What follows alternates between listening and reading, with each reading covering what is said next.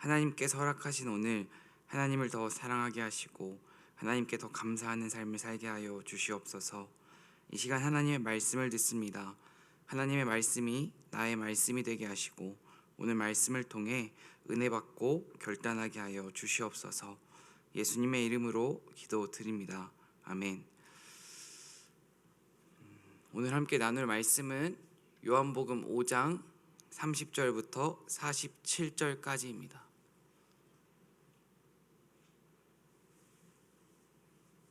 요한복음 5장 30절부터 47절까지입니다.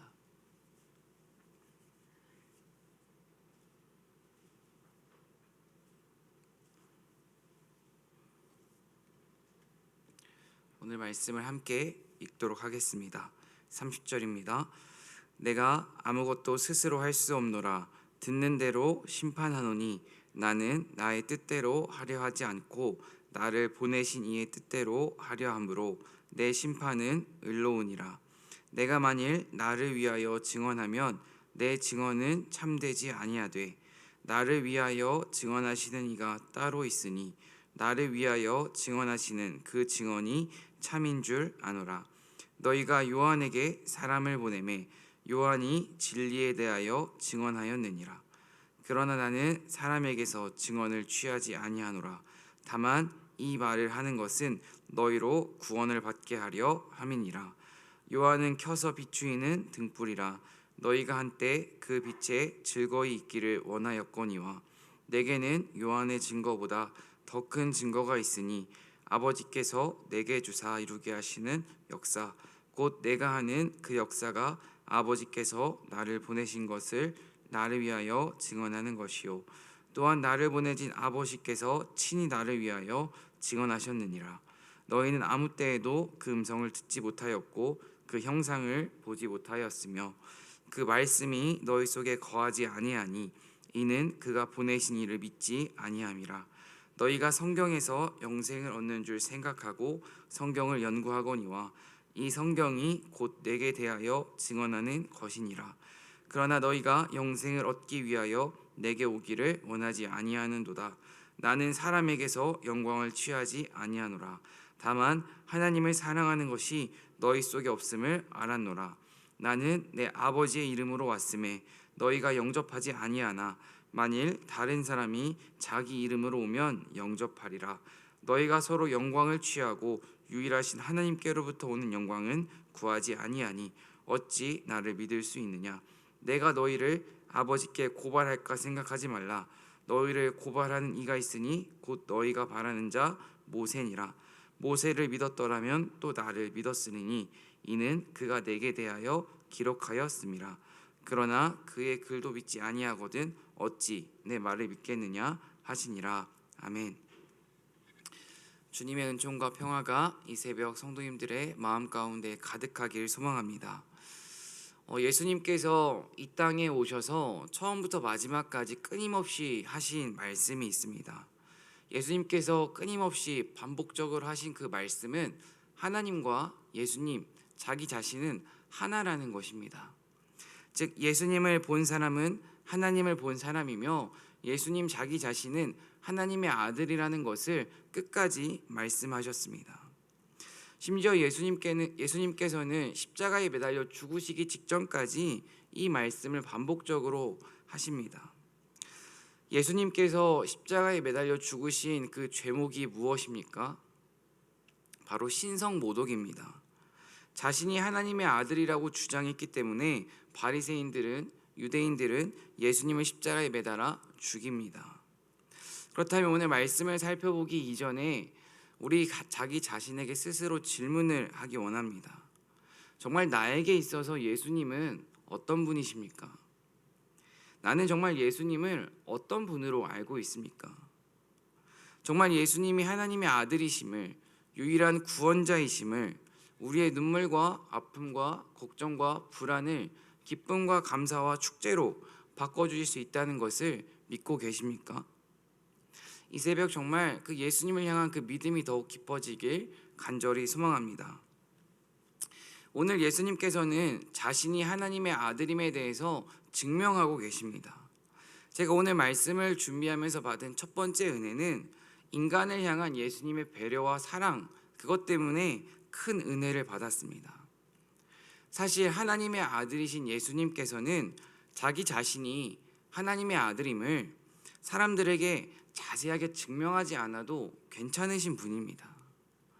하지만 예수님은 오늘 말씀을 살펴보면 자기가 하나님의 아들이라는 것을 정말 친절하게 사람들이 이해할 수 있도록 논리적으로 예를 들어서 잘 설명하고 계십니다. 31절과 32절 말씀을 다시 읽도록 하겠습니다. 31절입니다. 내가 만일 나를 위하여 증언하면 내 증언은 참되지 아니하되 나를 위하여 증언하시는 이가 따로 있으니 나를 위하여 증언하시는 그 증언이 참인 줄 아노라. 재판을 받는 법정을 한번 생각해 볼까요? 그 재판을 받는 과정 가운데에서 정말 중요한 것은 증거와 증인입니다. 재판을 받는 사람이 아무리 나는 죄가 없다고 아무리 외치고 아무리 주장을 해도 심증만 가지고는 죄 없음을 증명할 수가 없습니다. 눈에 보이는 물증이 있어야 되고 한마디로 증거가 있어야 되고 자기 자신이 죄가 없다는 것을 변호해 줄 수 있는 증인이 있어야 합니다. 또 신명기 19장 15절 말씀을 살펴보면 증인은 적어도 2명 이상이 필요하다고 구약 성경에 기록되어 있습니다. 그래서 지금 예수님은 나를 위하여 스스로 증언하면 자기 자신을 위하여 나 혼자 증언하면 그 증언은 참되지 않다고 말씀하고 계십니다. 그리고 이어서 자기 자신이 하나님의 아들임을 증명할 수 있는 것이 따로 있다고 말씀하십니다. 특별히 오늘 말씀에는 3가지의 증거가 나타납니다. 첫 번째 증거는 세례 요한입니다. 33절부터 35절까지입니다. 너희가 요한에게 사람을 보내매 요한이 진리에 대하여 증언하였느니라.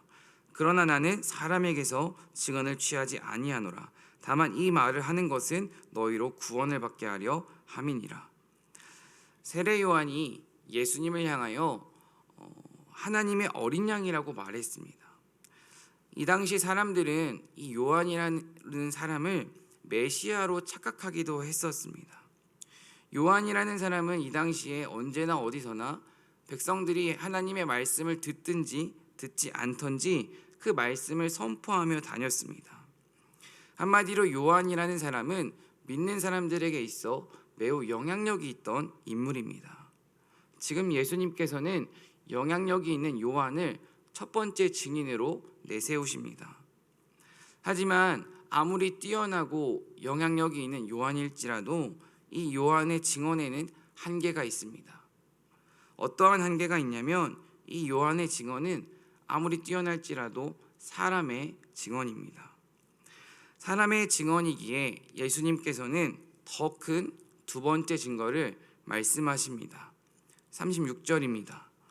내게는 요한의 증거보다 더 큰 증거가 있으니 아버지께서 내게 주사 이루게 하시는 역사 곧 내가 하는 그 역사가 아버지께서 나를 보내신 것을 나를 위하여 증언하는 것이요.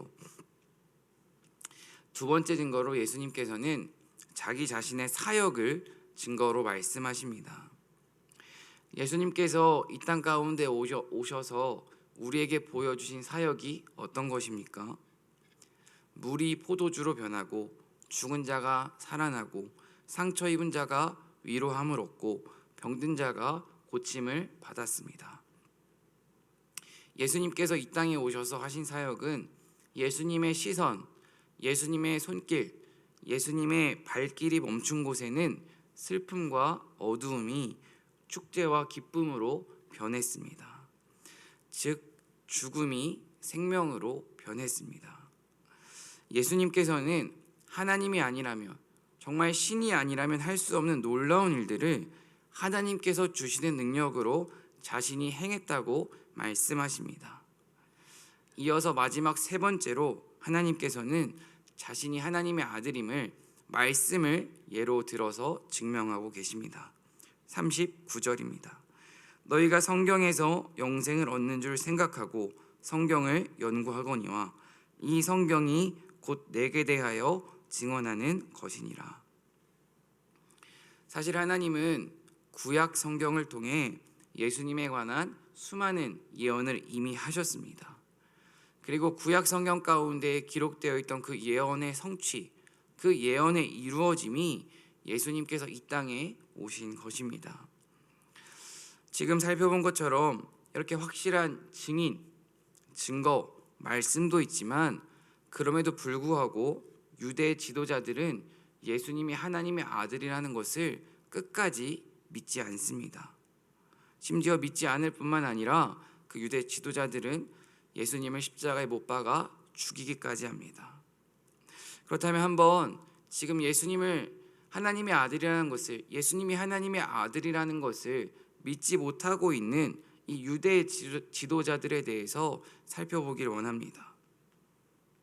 지금 예수님을 믿지 못하고 있는 이 유대 지도자들은 성경의 박사입니다. 그들은 지금까지 성경이라는 것을, 하나님의 말씀을 정말 열심히 연구하고 익혔던 사람입니다. 하지만 그들은 정작 가장 중요한 순간에 예수님께 나아가지 않고 예수님을 믿지 못합니다. 성경을 잘 연구하고 성경을 익혔던 사람들이 왜 예수님을 믿지 못하고 성경을 잘 알고 있지만 그 예수님을 죽음으로 내몰까요? 그 이유가 오늘 38절 말씀에 기록되어 있습니다. 38절 말씀을 함께 읽겠습니다. 그 말씀이 너희 속에 거하지 아니하니 이는 그가 보내신 이를 믿지 아니함이라. 이 유대 지도자들은 정말 말씀을, 하나님의 성경을 잘 알고 있던 사람들입니다. 하지만 이들의 한계는 말씀을 잘 알기만 했습니다. 말씀을 잘 알고 있다고 자부할 수 있던 사람들이지만 이들은 그 하나님의 말씀을 자기들의 마음 가운데, 자신들의 내면 가운데에 받아들이지 않았습니다. 만약 이 유대 지도자들이 그 하나님의 말씀을 마음 가운데 받아들였다면 예수님이 그리스도이심을, 예수님이 하나님의 아들이라는 것을 알았을 것입니다. 결코 모를 수가 없었습니다. 하지만 이 유대 지도자들의 한계는 하나님의 말씀을 자신들의 머리로만 익혔다는 것입니다. 이어서 39절과 42절을 살펴보겠습니다. 39절입니다.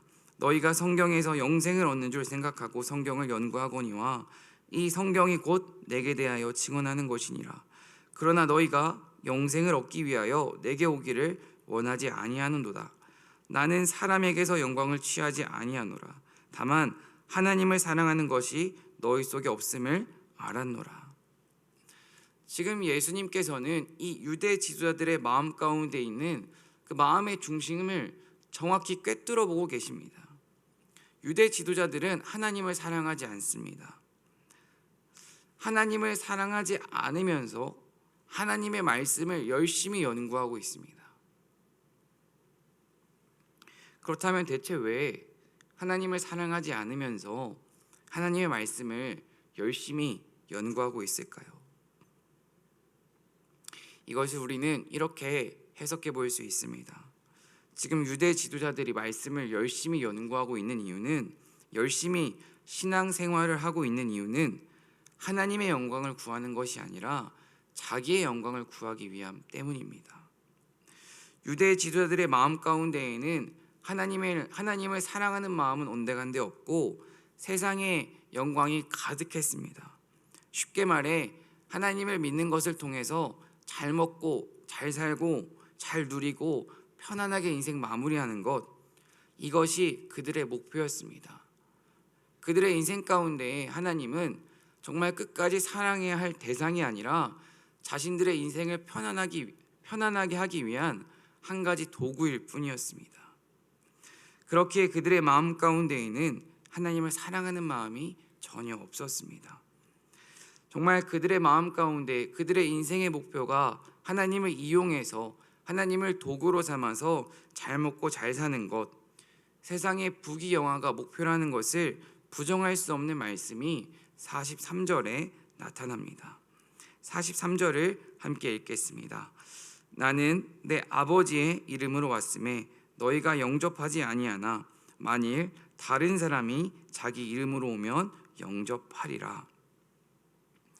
이 말씀은 이제 유대 지도자들의 목표는 하나님이 아니라 사람이었기 때문에, 자기 자신들의 영광이었기 때문에 아버지의 이름으로 오신 그 메시아 예수는 환영하지 않고 대제사장의 이름으로 오는 사람들은 격렬하게 환영한다는 것입니다. 한마디로 우리가 진정 환영해야 하는, 진정 마음의 주인으로 모셔야 하는 예수님은 전혀 환영하지 않고, 자신들에게 당장의 인정을 주고 자신들에게 박수를 주고 자신들을 높여줄 수 있는 지위가 있는 사람들이 오면 그들은 환영한다는 말씀이 43절의 말씀의 내용입니다. 그렇다면 이 유대인들이 정말 메시아 되시는 그 예수님을 환영하지 않는 그 이유에 대해서 조금 더 살펴보길 소망합니다.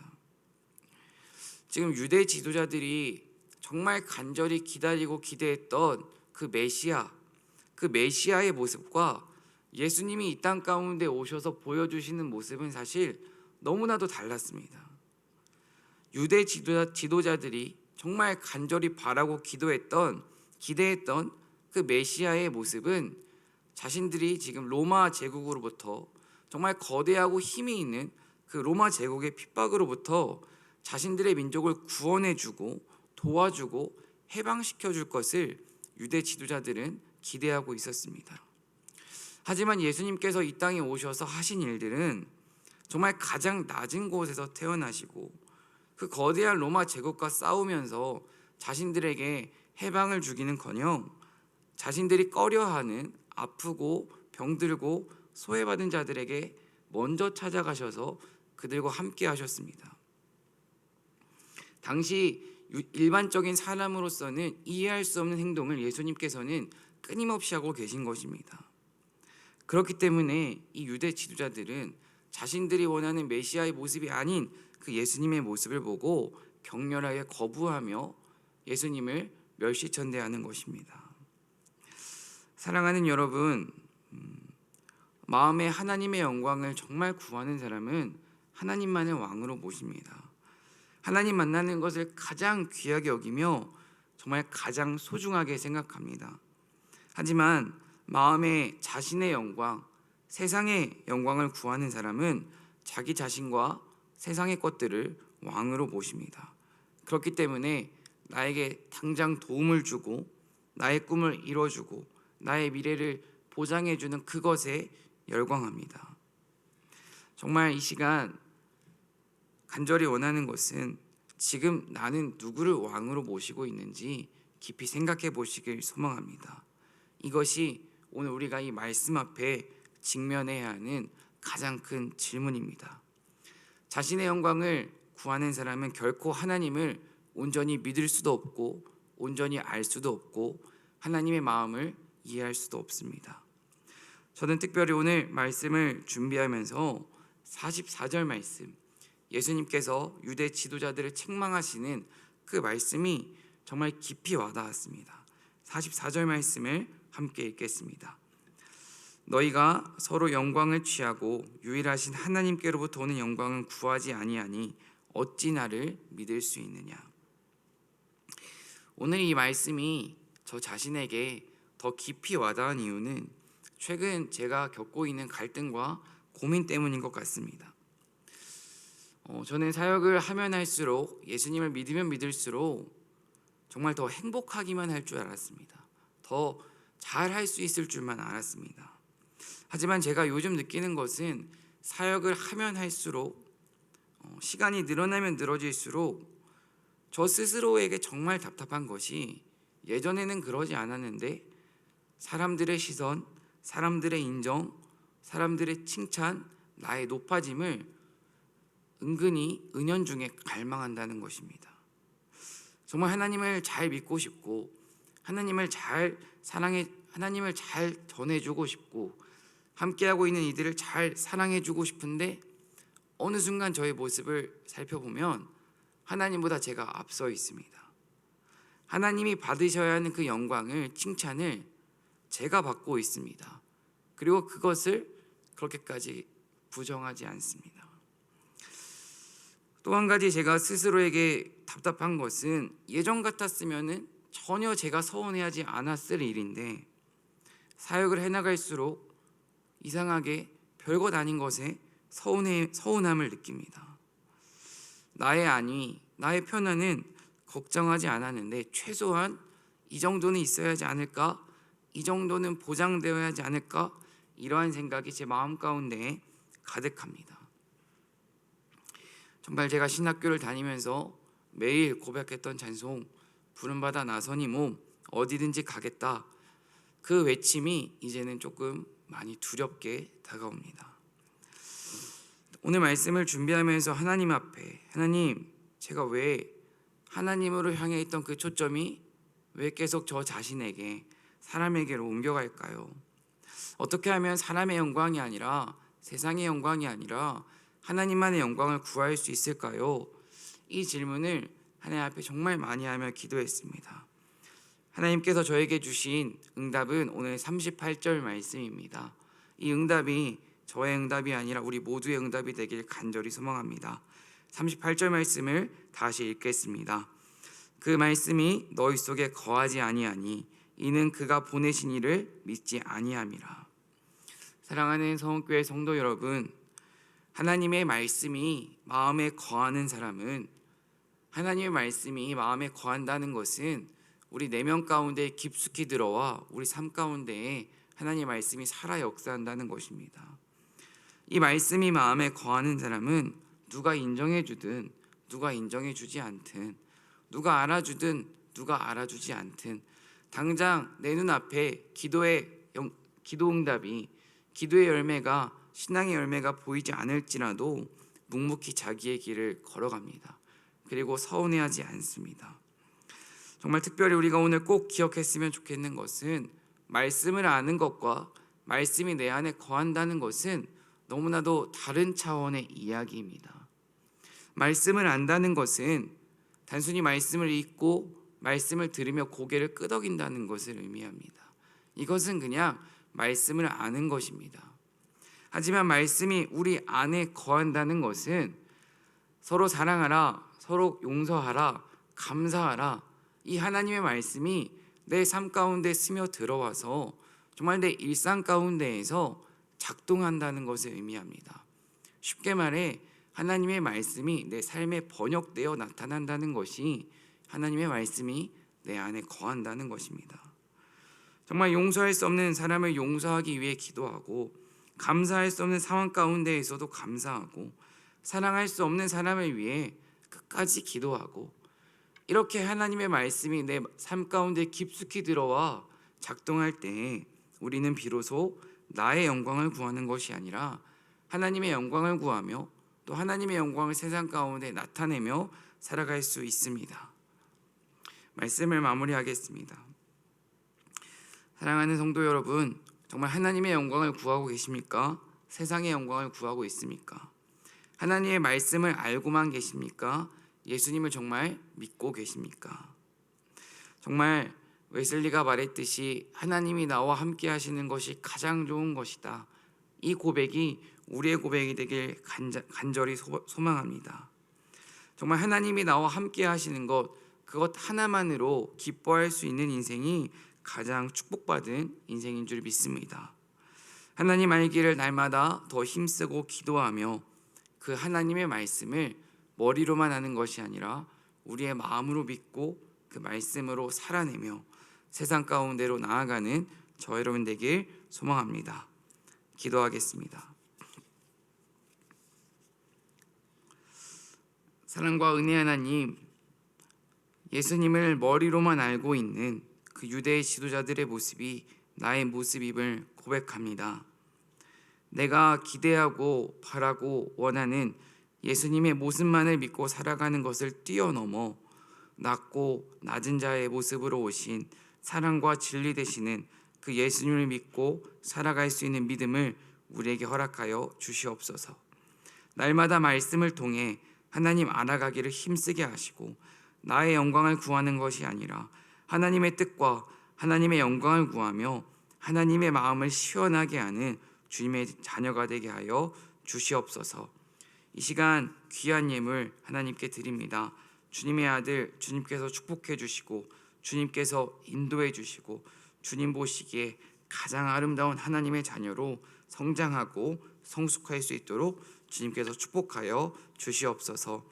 오늘도 나의 말과 생각과 행동을 주님께 맡깁니다. 만나는 사람에게 주님의 사랑을 전하게 하시고 찾아오는 많은 문제들 앞에서 주님의 뜻대로 지혜롭게 행동하게 하여 주시옵소서. 예수님의 이름으로 기도드립니다. 아멘.